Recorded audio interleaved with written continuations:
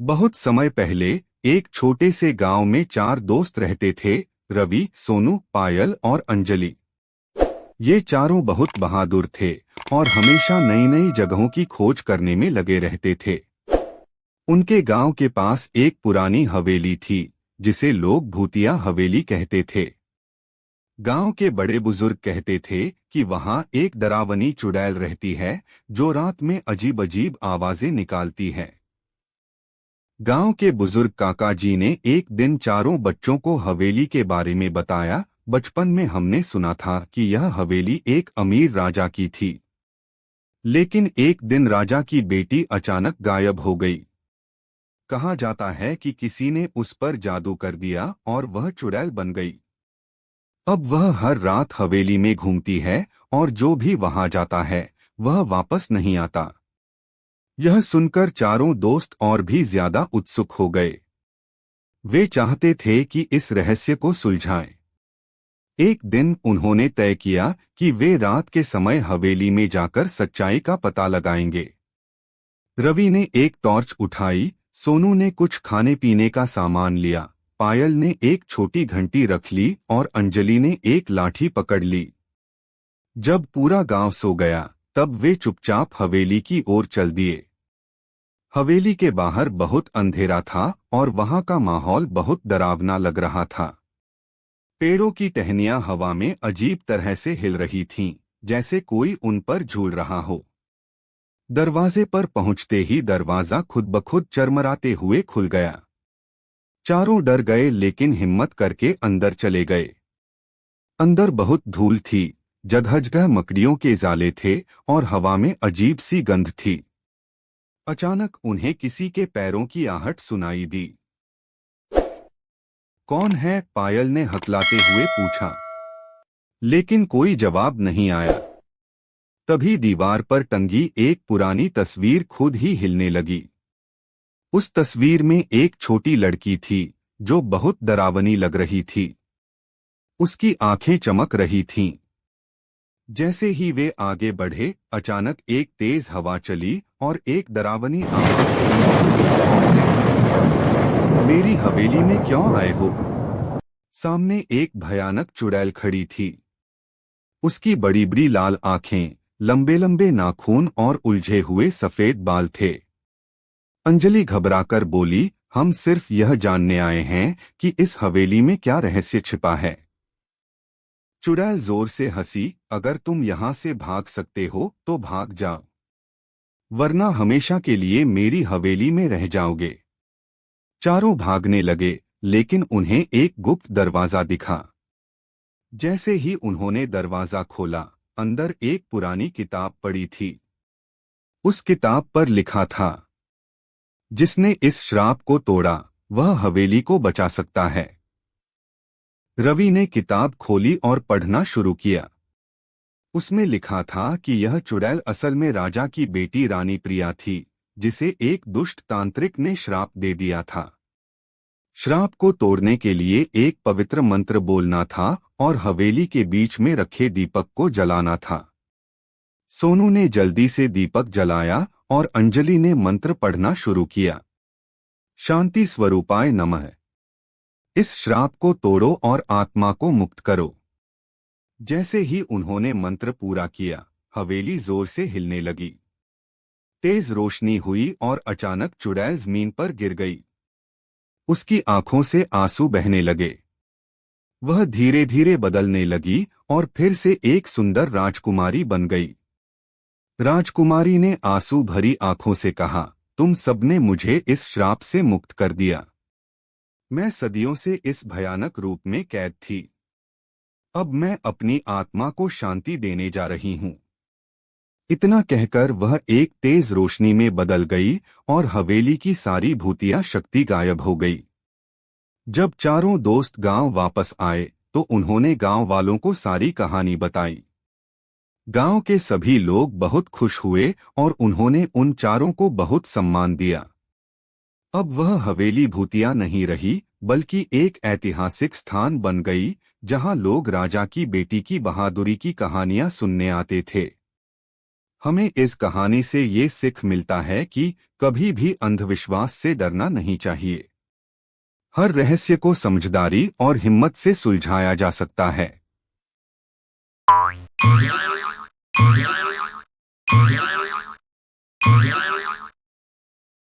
बहुत समय पहले की बात है। एक सुंदर से गांव सुखापुर में 4 पक्के दोस्त रहते थे।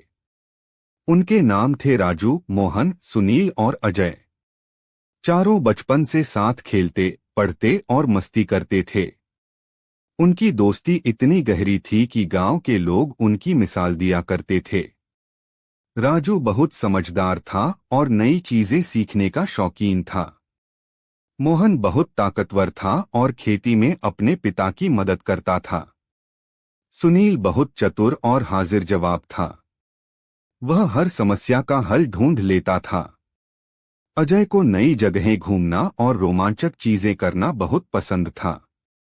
चारों का एक ही सपना था, अपने गांव को और बेहतर बनाना और कुछ बड़ा हासिल करना। लेकिन कैसे, यह उन्हें पता नहीं था। गांव में आई मुसीबत। एक दिन गांव में अचानक अजीब घटनाएं होने लगीं। गांव की नदी का पानी सूखने लगा, जिससे खेतों को पानी मिलना बंद हो गया। फसलें मुरझाने लगीं और लोगों को पानी के लिए दूर दूर जाना पड़ता।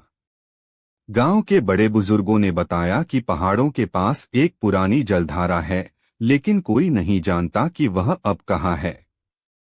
अगर उसे खोज लिया जाए तो गांव की प्यास बुझ सकती है। राजू ने कहा, हमें इस जलधारा को खोजना होगा। अगर हम सफल हुए तो गांव की समस्या हल हो जाएगी। मोहन, सुनील और अजय ने भी हाँ में हाँ मिलाई। चारों दोस्तों ने तय किया कि वे इस रहस्यमयी जलधारा की तलाश में जाएंगे। जलधारा की तलाश। अगले दिन सुबह सुबह चारों अपने सफर पर निकल पड़े। पहली चुनौती थी घना जंगल, जहां रास्ता ढूंढना मुश्किल था। राजू ने कहा, हम पेड़ों पर निशान बनाकर चलेंगे ताकि रास्ता न भूलें। उनकी यह योजना काम कर गई और वे बिना रास्ता भटके आगे बढ़ते रहे। फिर वे पहुंचे एक बड़ी पहाड़ी के पास, जहां चढ़ना बहुत कठिन था। मोहन ताकतवर था, उसने सबकी मदद की और एक एक कर सबको ऊपर चढ़ने में सहायता की। आगे चलने पर उन्हें एक बूढ़ा साधु मिला।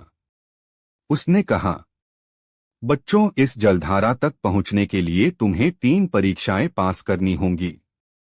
चारों दोस्त एक दूसरे की ओर देखकर मुस्कुराए। वे किसी भी परीक्षा के लिए तैयार थे। 3 परीक्षाएं। पहली परीक्षा धैर्य और एकता की परीक्षा। साधु ने उन्हें एक कठिन भूल भुलैया में भेज दिया और कहा, अगर तुमने अपना धैर्य बनाए रखा और साथ मिलकर रास्ता ढूंढा तो तुम सफल हो जाओगे। चारों दोस्त भूल भुलैया में घुसे। शुरुआत में रास्ता बहुत उलझा हुआ था। अजय जल्दबाजी में आगे बढ़ा, लेकिन वह गलत रास्ते पर चला गया और फंस गया। राजू ने कहा, हमें धैर्य से सोचना होगा। अगर हम एक दूसरे की मदद करें तो रास्ता निकल सकता है।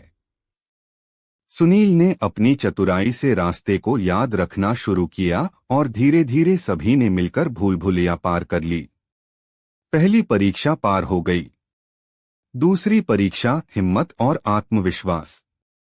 अब साधु ने उन्हें एक खाई दिखाई और कहा, इसे पार किए बिना तुम आगे नहीं जा सकते। खाई बहुत चौड़ी थी।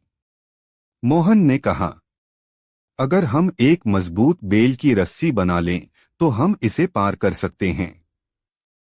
चारों ने मिलकर जंगल की बेलों से मजबूत रस्सी बनाई और एक एक कर खाई पार कर ली। दूसरी परीक्षा भी पास हो गई।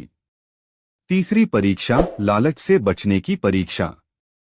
अब साधु ने एक गुफा दिखाई और कहा, जलधारा इसी गुफा में है, लेकिन अंदर सोने और चांदी के ढेर भी हैं। अगर तुमने लालच किया तो जलधारा गायब हो जाएगी। चारों दोस्त अंदर गए।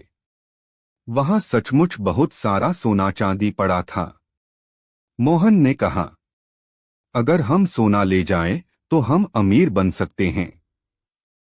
लेकिन राजू बोला, सोचो, हम यहाँ गांव के लिए आए हैं, अपने लिए नहीं। अगर जलधारा मिली तो पूरा गांव खुशहाल हो जाएगा। बाकी दोस्तों ने भी उसकी बात मानी और सोने चांदी को छोड़कर जलधारा की खोज शुरू की। थोड़ी देर में उन्होंने देखा, एक पत्थर के नीचे से पानी निकल रहा था। उन्होंने मिलकर पत्थर हटाया और देखते ही देखते एक सुंदर झरना बहने लगा। साधु ने खुश होकर कहा, तुमने सच्ची दोस्ती, हिम्मत और समझदारी का परिचय दिया है। अब यह जलधारा तुम्हारे गांव को जीवन देगी। चारों दोस्त खुशी खुशी गांव लौटे और सबको यह खुशखबरी सुनाई। गांव के लोगों ने मिलकर उस जलधारा से एक नहर बना दी, जिससे पूरे गांव को पानी मिलने लगा। गांव के बुजुर्गों ने कहा, तुम चारों ने जो किया वह सच में महान है। यह साबित करता है कि सच्ची दोस्ती, मेहनत और समझदारी से कोई भी समस्या हल की जा सकती है। अब सुखापुर फिर से खुशहाल हो गया। चारों दोस्त पहले से भी ज्यादा घनिष्ठ हो गए और उन्होंने यह सीखा कि सच्चा खजाना सोना चांदी नहीं, बल्कि ज्ञान, दोस्ती और सेवा होती है। इस कहानी से हमें यह सीख मिलती है कि सच्ची दोस्ती हर मुश्किल में साथ देती है। धैर्य और मेहनत से कोई भी समस्या हल हो सकती है। लालच से बचकर सही राह पर चलना ही सफलता की कुंजी है। ज्ञान और एकता सबसे बड़ी ताकत होती है।